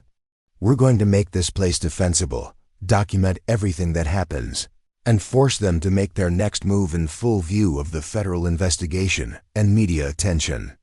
But first, we're going to send a message that the Coleman family isn't as helpless as they assumed." That afternoon, Marcus made a series of phone calls to people Sarah Beth had never heard of, former military colleagues who now worked in private security, federal agents he'd cooperated with during joint operations overseas, investigative journalists who specialized in corporate crime. The network of professional relationships he'd built during his military service was now being activated to protect his family's farm. The first reinforcement arrived that evening in the form of David Kim, a former Army Ranger who now ran a security consulting firm that specialized in protecting witnesses in high-profile criminal cases. Kim was a compact, intense man who assessed the Coleman property with the same methodical attention Marcus had shown, identifying defensive improvements that could be implemented quickly and cheaply. "Marcus, your sister picked a good place to make a stand," Kim said as they walked the perimeter of the farmhouse. "Good sight lines, multiple escape routes, difficult approach angles for attackers. With some basic improvements, this could be a very hard target." Sarah Beth found herself watching her brother and his friend discuss fields of fire and kill zones, as casually as she might discuss crop rotation or livestock management. The war had clearly changed Marcus in ways she was only beginning to understand. Elena Santos arrived the next morning with a camera crew from CNN and permission from Agent Walsh to document whatever happened next. The media attention that had initially felt invasive now seemed like a shield. It was harder for corporate criminals to make people disappear when the entire country was watching. "Sarah Beth, Marcus," Santos said as her cameraman set up equipment, "I want to be clear about what we're doing here. This isn't just a human interest story anymore. This is documentation of what happens when ordinary Americans stand up to corporate terrorism. The footage we shoot here could end up as evidence in federal court." Marcus nodded approvingly. "Good. Let them try to explain away anything they do with cameras rolling." The media presence also attracted unexpected visitors. By noon, a steady Stream of cars was pulling into the farm's driveway. Neighbors who'd been too afraid to help during Sarah Beth's months of isolation. Veterans who'd heard about Marcus's situation through military networks. Farmers from other counties who'd faced similar pressure from development companies. Rosa Martinez arrived with her entire extended family, carrying homemade tamales and wearing an expression of determined guilt. "Miss Sarah Beth," she said in accented English, "my family, we are ashamed that we did not help you before. We were scared, but that is no excuse for abandoning neighbors." The gathering that developed in the Coleman farmyard was part homecoming celebration, part military briefing, and part community organizing meeting. Marcus found himself explaining defensive preparations to local farmers while Sarah Beth coordinated media interviews with national news outlets. The isolation that had been Pinnacle's most effective weapon was dissolving into the kind of community solidarity that Sarah Beth had thought was lost forever. Frank Morrison arrived with legal documents and a satisfied expression that suggested significant developments in the federal investigation. "Sarah Beth, Marcus, I have news that's going to change everything." The grand jury issued indictments. This morning, Harold Brennan, 3 Pinnacle executives, Senator Blackwood's chief of staff, and 2 county commissioners, federal marshals are making arrests as we speak. The news sent a cheer through the assembled crowd, but Marcus remained focused on practical considerations. "Frank, that's good news, but it doesn't mean we're safe. Desperate people with resources do desperate things, and there are still plenty of Pinnacle's people who haven't been arrested yet." As if summoned by his words, David Kim's radio crackled with a report from the security perimeter he'd established around the property. "Marcus, we've got vehicles approaching from the south, 3 black SUVs, moving fast, not stopping at the roadblock we set up on the county road." Sarah Beth felt the familiar ice of fear in her stomach, but this time it was mixed with something else, anticipation. She was no longer alone and helpless. She was surrounded by combat veterans, federal agents, journalists, and an entire community that had finally decided to fight back. Marcus grabbed his rifle and moved toward the defensive position he'd prepared, his movements swift and economical. "Everyone who's not supposed to be in a fight, get in the house and stay low. Everyone else, you know what to do." As Sarah Beth watched her brother and his allies prepare to defend their family's land, she understood that the real war for the Coleman farm was about to begin. But this time, the battle would be fought on their terms, with their allies, and in full view of the cameras that would ensure the world witnessed whatever Pinnacle development was desperate enough to try next. The enemies approaching through the Kentucky hills were about to discover that some Americans, farmers, soldiers, and citizens who believed in justice couldn't be bought, intimidated, or driven from the land their families had worked for generations. The final confrontation was coming, and this time, the Coleman family was ready. The 3 black SUVs that approached the Coleman farm weren't filled with mercenaries or corporate enforcers. Instead, they carried a delegation that represented the last desperate attempt by Pinnacle Development to salvage their $100 million project through negotiation rather than violence. Harold Brennan sat in the lead vehicle, flanked by 2 high-powered attorneys and backed by a federal judge whose presence transformed what could have been another armed confrontation into something far more complex and dangerous.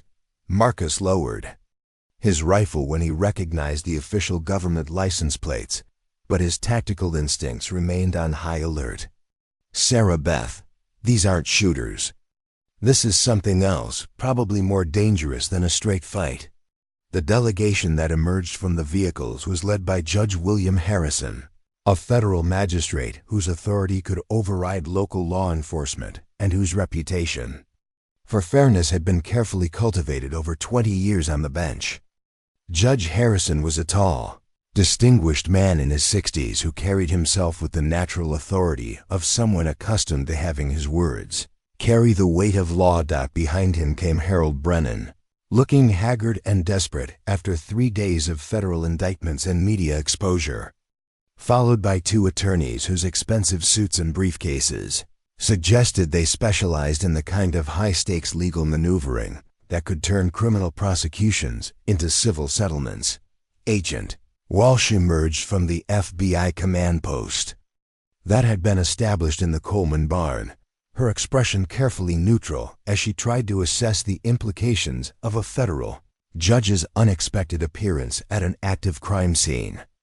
"Judge Harrison," Walsh said formally, "I wasn't aware that the court had scheduled any proceedings related to this investigation."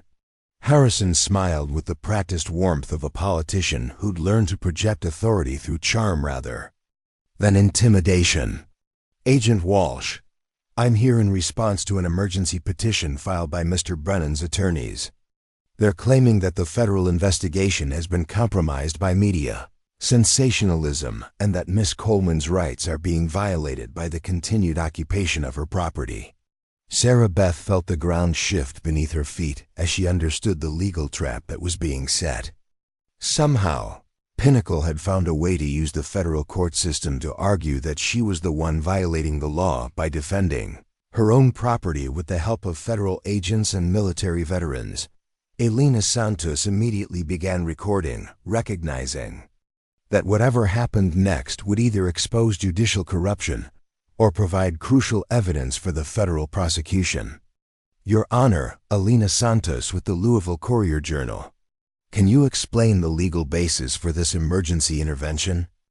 Judge Harrison's expression flickered with annoyance at the journalist's presence, but he maintained his judicial composure. "Miss Santos, this is a matter of ensuring that federal law enforcement operates within constitutional boundaries. Citizens have rights that can't be suspended simply because they're involved in criminal investigations." Marcus stepped forward, his military bearing evident as he addressed the federal judge with the respectful directness he'd learned when dealing with senior officers. "Your Honor, with respect, this is my family's property, and we're here voluntarily cooperating with a federal investigation. No one's rights are being violated." One of Pinnacle's attorneys, a sharp-featured woman named Rebecca Morrison, opened her briefcase and produced a thick stack of legal documents. "Mr. Coleman, the issue isn't your presence here, it's the armed occupation of private property by federal agents and unidentified security personnel operating outside any legal framework." The legal argument was sophisticated and potentially effective. Pinnacle's lawyers were claiming that the FBI's protection of Sarah Beth had crossed the line into an unconstitutional seizure of private property, and that the presence of David Kim's security team violated federal laws governing private military contractors. Agent Walsh consulted her phone, probably receiving instructions from FBI headquarters about how to handle an unexpected judicial intervention in an active investigation. "Your Honor, we're operating under valid federal warrants and with the full cooperation of the property owners. Our presence here is both legal and necessary for witness protection." Judge Harrison nodded thoughtfully, but Sarah Beth noticed that his attention kept drifting to the CNN camera crew that was documenting every word of the exchange.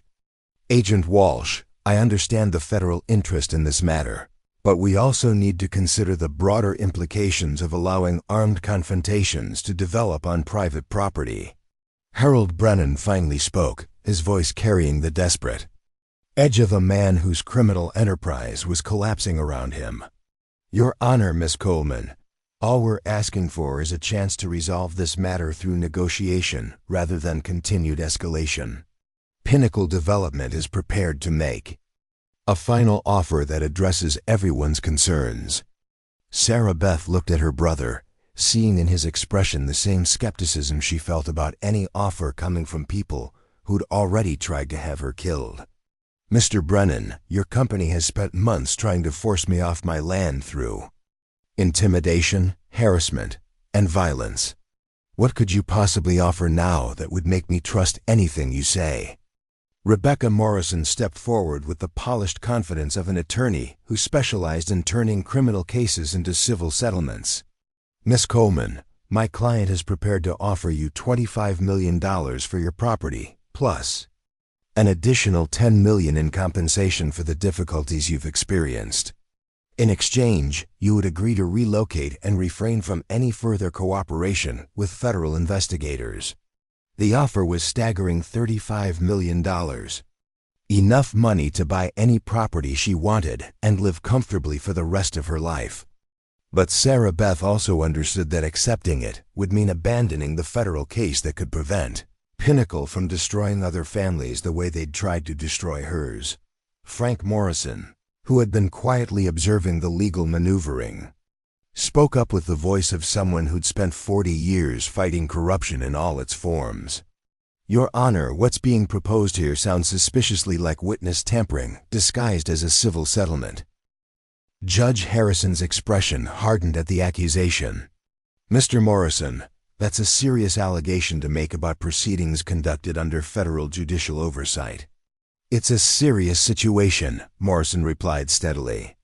Pinnacle Development has been indicted for using criminal methods to force farmers off their land. Now they're offering millions of dollars to silence the primary witness against them. If that's not witness tampering, what is? Elena Santos was typing rapidly on her phone, probably filing a real-time report about the dramatic legal confrontation unfolding in the Coleman farmyard. Judge Harrison, are you aware that Senator Blackwood, who helped initiate the IRS investigation against Miss Coleman, received over $200,000 in campaign contributions from Pinnacle Development? The question hit like a bombshell, revealing that the journalist had been investigating connections between Pinnacle and the federal judiciary.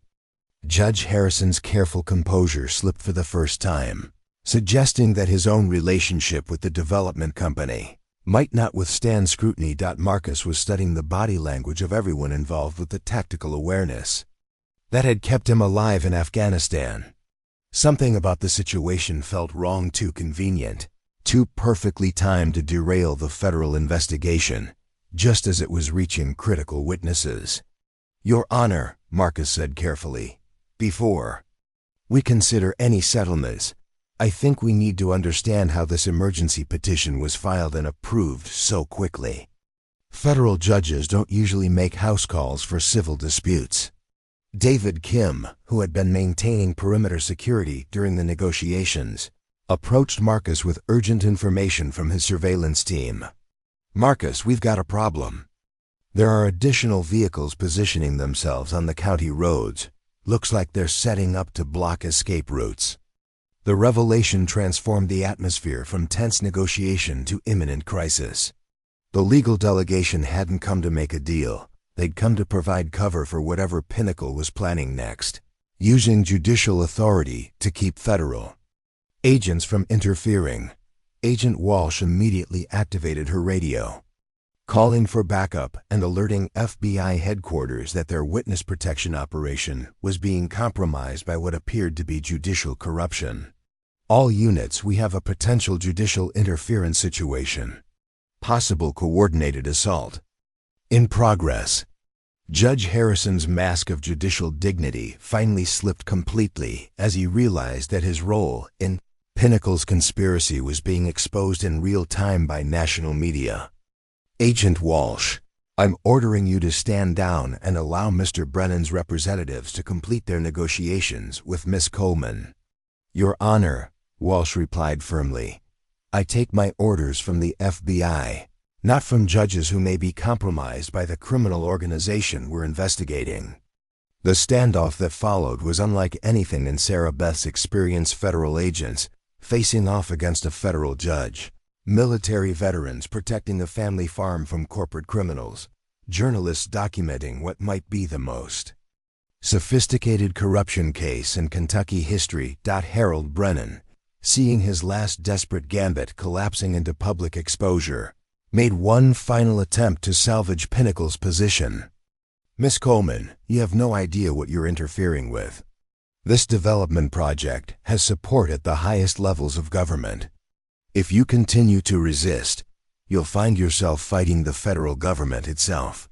Sarah Beth looked around at the allies who had gathered to defend her family's land, combat veterans who'd sworn to protect the Constitution, Federal agents who dedicated their careers to fighting corruption, journalists who believed in exposing the truth, and neighbors who'd finally found the courage to stand up to corporate bullies. "Mr. Brennan," she said with a steadiness that surprised even herself, "I think you're the one who doesn't understand what you're fighting. This isn't just about money or development projects anymore. This is about whether corporate criminals can buy their way past American justice, and whether families like mine have any rights that money can't override." As she spoke, the sound of approaching helicopters filled the air. FBI tactical units responding to Agent Walsh's call for backup, arriving just as Pinnacle's trap was being exposed and dismantled by the very media attention they'd hoped to use as cover. The final confrontation was about to begin, but the battlefield had shifted from the woods where Sarah Beth had once run for her life to the courts of public opinion and federal law enforcement, where truth and justice would face their ultimate test against corporate power and government corruption. The war for the Coleman farm was entering its climactic phase, and the outcome would determine not just the fate of one family's legacy, but whether the American dream could survive the concentrated assault of unlimited corporate money backed by corrupted government authority. The FBI helicopters that thundered over the Coleman farm carried more than tactical response teams. They carried the full weight of federal law enforcement, finally unleashed against a criminal conspiracy that had operated with impunity for too long. As the aircraft settled into the pasture where Sarah Beth had once hunted rabbits in desperation, they disgorged 20 federal agents armed with arrest warrants that would dismantle Pinnacle Development's criminal enterprise once and for all. Judge Harrison's face went pale as he recognized that his role in the conspiracy had been exposed and documented by national media. The emergency petition he'd filed to protect Pinnacle's interests wasn't just judicial misconduct, it was active participation in a criminal conspiracy to obstruct federal justice, and the cameras rolling around him were capturing every moment of his downfall. "Your Honor," Agent Walsh said with grim satisfaction as she approached the compromised judge, "I have a warrant for your arrest on charges of conspiracy, obstruction of justice, and accepting bribes from a criminal organization. You have the right to remain silent." The sight of a federal judge being handcuffed in front of CNN cameras sent shockwaves through the assembled crowd of farmers, veterans, and journalists who had gathered to witness what they thought would be a property dispute resolution. Instead, they were watching the exposure of corruption that reached into the highest levels of government, vindication for everyone who'd ever suspected that money could buy American justice. Harold Brennan made one last desperate attempt to escape as FBI agents moved to arrest him, but David Kim's security perimeter had anticipated exactly that possibility. The former Army Ranger tackled Brennan in the farmyard, where 5 generations of Colemans had worked and played, bringing down the architect of a criminal conspiracy that had destroyed hundreds of families across 7 states. "Harold Brennan," Agent Walsh announced for the benefit of the cameras, "you're under arrest for racketeering, conspiracy to commit murder, witness intimidation, and corruption of federal officials. The RICO charges alone carry a potential sentence of life in federal prison." Rebecca Morrison, Pinnacle's lead attorney, tried to distance herself from the collapsing conspiracy by claiming she'd been deceived about her client's criminal activities. But Alina Santos had already uncovered bank records showing that Morrison's law firm had received over $5 million from Pinnacle subsidiaries for services that included special government relations and problem resolution consulting. Scope of the arrests expanded throughout the day as federal agents executed warrants across multiple states. Senator Blackwood was taken into custody at his Washington, D.C. office, his political career ending in handcuffs and perp walks that dominated news cycles for weeks.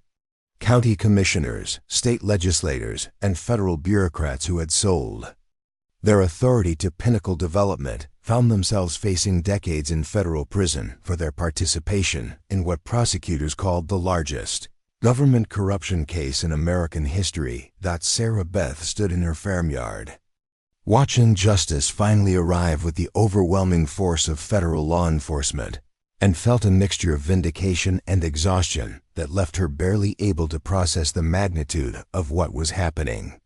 The lonely, desperate woman who had hunted for food in a blizzard 9 months earlier had become the catalyst for exposing a criminal conspiracy that threatened the foundations of American democracy. Marcus approached his sister as FBI agents continued processing arrests and collecting evidence, his expression showing the same mixture of relief and determination that had carried him through combat operations in Afghanistan. "Sarah Beth, it's over. They can't hurt you anymore. They can't threaten our family, and they can't steal our land."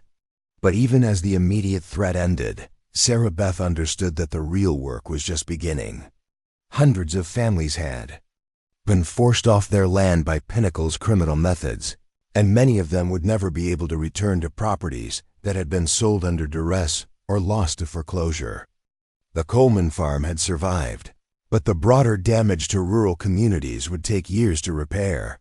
Elena Santos concluded her live television report standing in front of the farmhouse where the story had begun, her camera capturing the contrast between the peaceful Kentucky countryside and the federal law enforcement operation that had just dismantled a criminal empire. This is Elena Santos reporting from Bourbon County, Kentucky, where what began as one family's fight to save their farm has exposed a criminal conspiracy that reached from corporate boardrooms to the halls of Congress.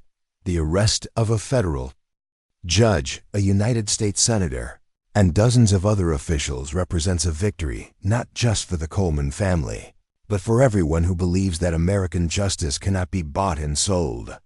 Frank Morrison, who had spent 40 years fighting corruption in all its forms, watched the arrests with the satisfaction of someone who'd finally seen his life's work vindicated. Sarah Beth, Marcus, what happened here today proves that the system can still work when people are brave enough to fight for what's right. Your family's courage to resist gave federal investigators the opening they needed to expose this conspiracy. The media attention that followed transformed Sarah Beth from a local farmer into a national symbol of resistance to corporate power. Interview requests poured in from major networks, publishing houses offered book deals, and speaking bureaus wanted to schedule her for events across the country. But all Sarah Beth wanted was to return to the quiet life of farming that had been stolen from her by months of harassment and fear.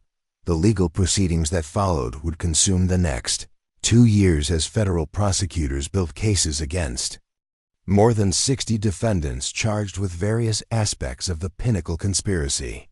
The trials revealed the full scope of the criminal enterprise bribery networks that corrupted officials in 7 states, private military contractors who used combat tactics against American citizens, and a business model that relied on terrorizing families into abandoning their ancestral lands. Senator Blackwood, faced with overwhelming evidence of his corruption, negotiated a plea agreement that required him to testify against other conspirators in exchange for a reduced sentence of 15 years in federal prison. His political career was destroyed, his reputation ruined, and his cooperation helped prosecutors dismantle the entire network of officials who had sold their authority to corporate criminals. Judge Harrison received a 20-year sentence after refusing to cooperate with investigators, becoming the first federal judge in Kentucky history to be imprisoned for corruption. His downfall sent shockwaves through the judicial system and led to reforms designed to prevent corporate money from compromising federal courts. Harold Brennan, as the architect of the conspiracy, faced the harshest punishment. Convicted on 47 federal charges including racketeering, conspiracy to commit murder, and corruption of government officials, he was sentenced to life in federal prison without possibility of parole.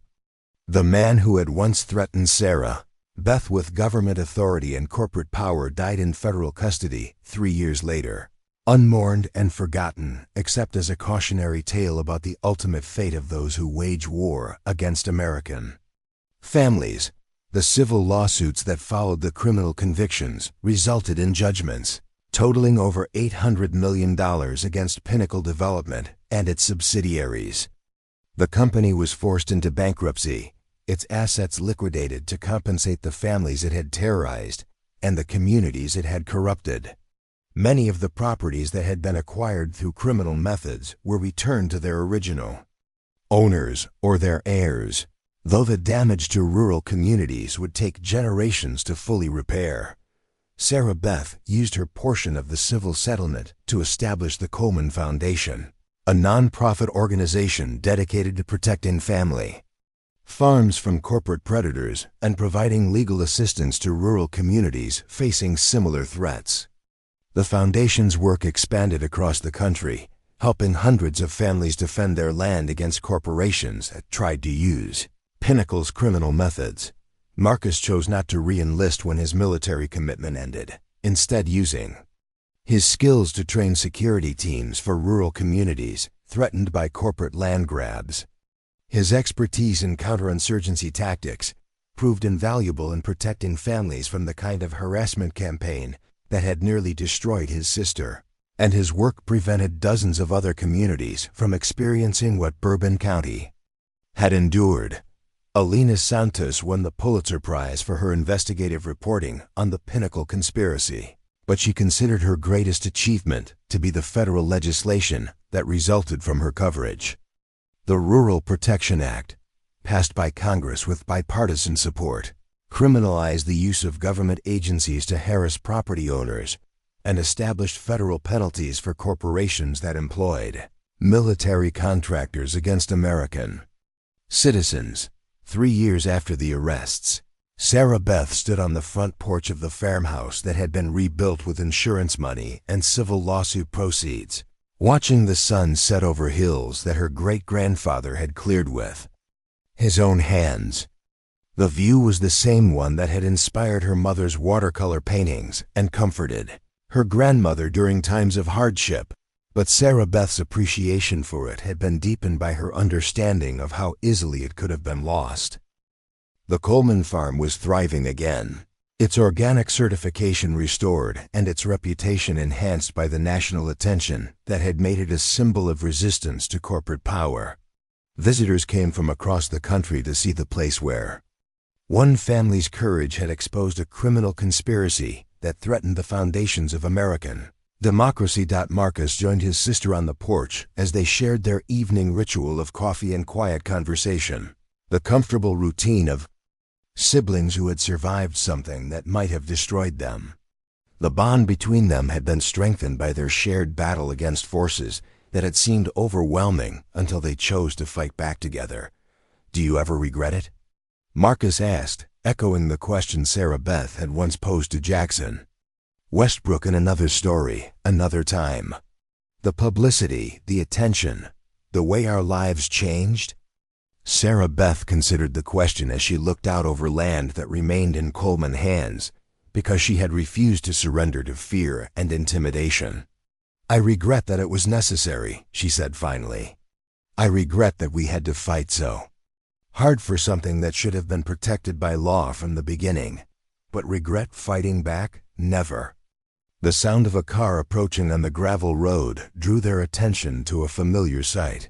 Alina Santos returning for one of her periodic visits to check on the family whose story had defined her career. The journalist had become more than a professional contact. She had become a friend whose courage in exposing the truth had been essential to their victory. "Sarah Beth Marcus," Santos called as she climbed the porch steps. "I have news about the last of the civil cases. The Kowalski family is getting their dairy farm back, and the Martinez family has decided to return to Bourbon County now that Pinnacle is out of the picture."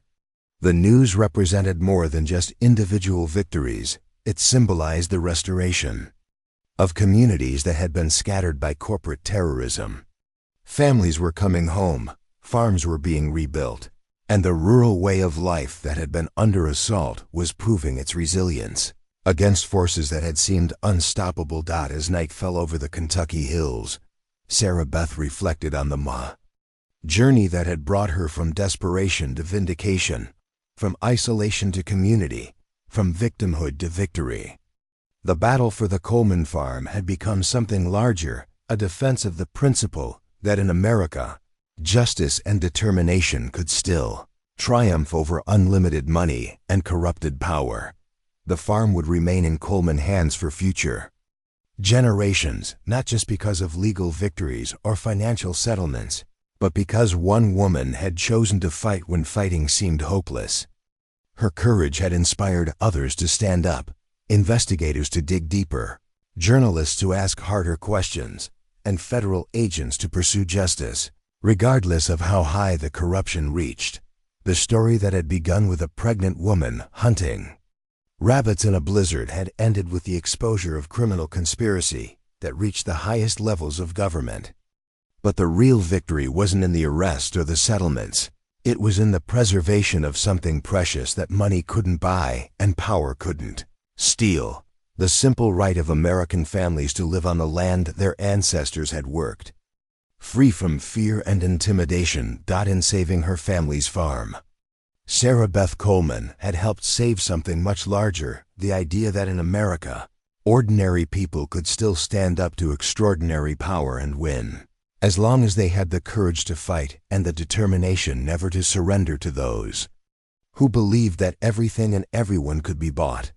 Up next, you've got two more standout stories right on your screen. If this one hit the mark, you won't want to pass these up. Just click and check them out. And don't forget to like, subscribe, and turn on the notification bell so you don't miss any upload from us.